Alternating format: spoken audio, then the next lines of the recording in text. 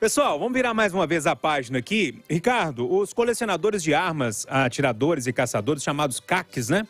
Eles se articulam para, a partir de 2023, formar uma bancada no Congresso. Em todo o país, há 34 pré-candidaturas a deputado federal, senador e governador de nomes ligados às associações ou Associação Pro-Armas, né? A mais representativa da classe. Para os legislativos estaduais e também distrital, lá em Brasília, há mais 23 nomes sendo preparados. Nos planos do maior grupo armado do país também está a criação de um partido político. Eu te pergunto, está tudo certo ou há algo de estranho, algo que a gente precisa colocar à luz aí nessa história? Júnior, de certo, para mim não tem nada nisso. É muito preocupante. Haja vista o poder que esses grupos possuem nos Estados Unidos, o poder que os grupos ligados a armas pesadas possuem nos Estados Unidos. Existe até uma Associação Nacional de Fuzis, que faz um lobby poderosíssimo, que tem muita influência no Congresso americano.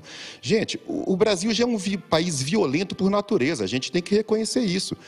E com armas, eu estou falando de armas, de um revólver 38, uma arma de pequeno porte, que várias pessoas usam para se defender. A gente está falando de colecionadores de armas, e na maioria dos casos colecionam fuzis, são armas de assalto, armas de grosso calibre. Eu acho isso uma temeridade num país como o Brasil, sabe? A gente não tem cultura, a gente não tem hábito de uso, a gente não tem leis, a gente não tem controle, né? A gente viu agora, poucos meses atrás, o governo Bolsonaro, ele emitiu uma nova regra que permite que as armas não sejam rastreadas, por exemplo. Eu vejo com muita preocupação. O parlamento brasileiro já é um parlamento totalmente dividido em grupos, em pecuaristas, o pessoal chama, tem também a bancada evangélica, tem a bancada da bala. Eu acho que um outro grupo ligado a armas não traz nada de bom, só traz coisa muito ruim para o país. Ô Rita, a indústria das armas tem um dos lobbies mais fortes do mundo. A gente sabe disso, principalmente nos Estados Unidos, mas aqui no Brasil também tem uma certa força. Tendo um partido político, fica mais fácil, né, de se organizar, enfim, de entender tudo isso. E eu te pergunto, é legítimo no seu modo de ver ou não? Olha, Júnior, no meu ponto de vista é a liberdade, né, a democracia. Então, a democracia, ela permite que as pessoas se organizem. Se o partido vai ter votos ou se vai vingar, vai depender da capacidade de convencimento das pessoas ligadas a esse tema, né? Então, isso faz parte da democracia, conviver com o diverso. Você mesmo disse, todo mundo sabe disso, a força, né, do lobby da indústria armamentista nos Estados Unidos. Nós estamos falando da maior democracia do planeta. Então, a democracia não pode ser aquela que a gente quer, não pode ser aquela que a gente pensa. Mas a democracia é uma construção da sociedade. E as escolhas dessa sociedade é que ditarão, né, essa qualidade dessa democracia para a própria sociedade.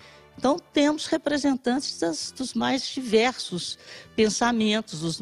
Então, isso é liberdade. Então, isso é democracia. Ô Edilene, a bancada da bala, mesmo sem partido, mas bancada como organização ali entre os deputados, já é uma bancada muito forte em Brasília, né?